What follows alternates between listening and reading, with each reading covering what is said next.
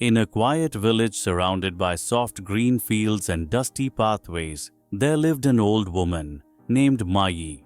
Her hair was silver like the early morning moon, her hands wrinkled from years of kindness, and her smile, the kind that felt like warm sunlight on a cold day.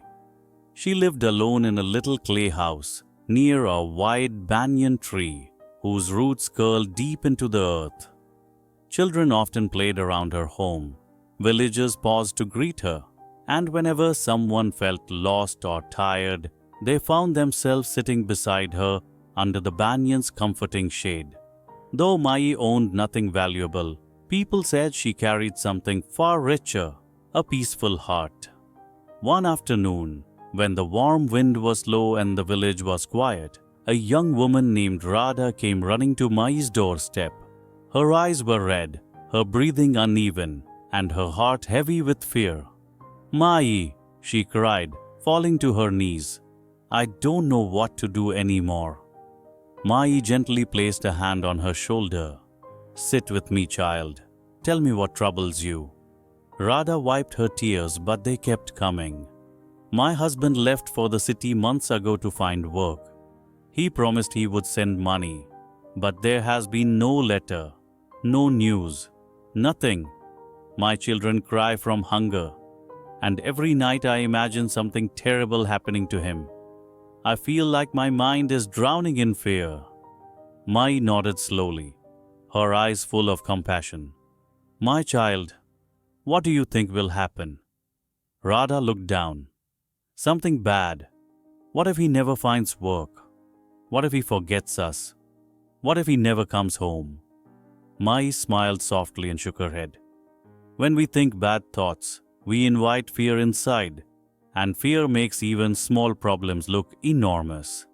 But when we choose hopeful thoughts, the heart becomes lighter, and life begins to open." Rada sniffled.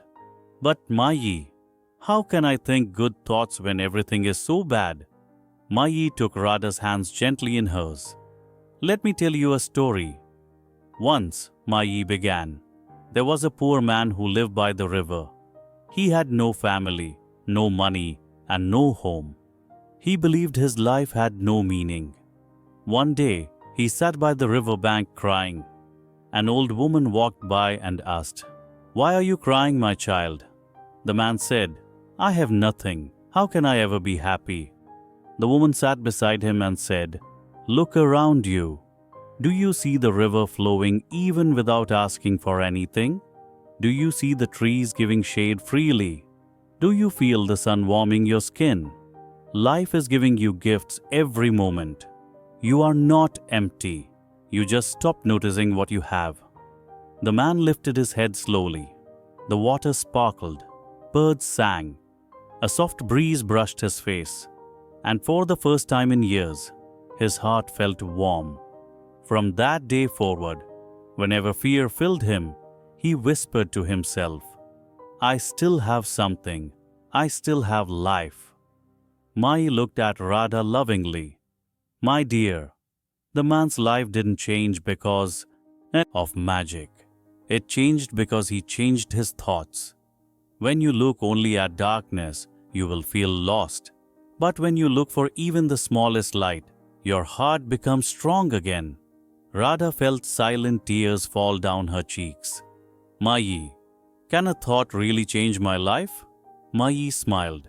"Yes, child. Thoughts are seeds. If you plant fear, fear will grow. If you plant hope, hope will bloom."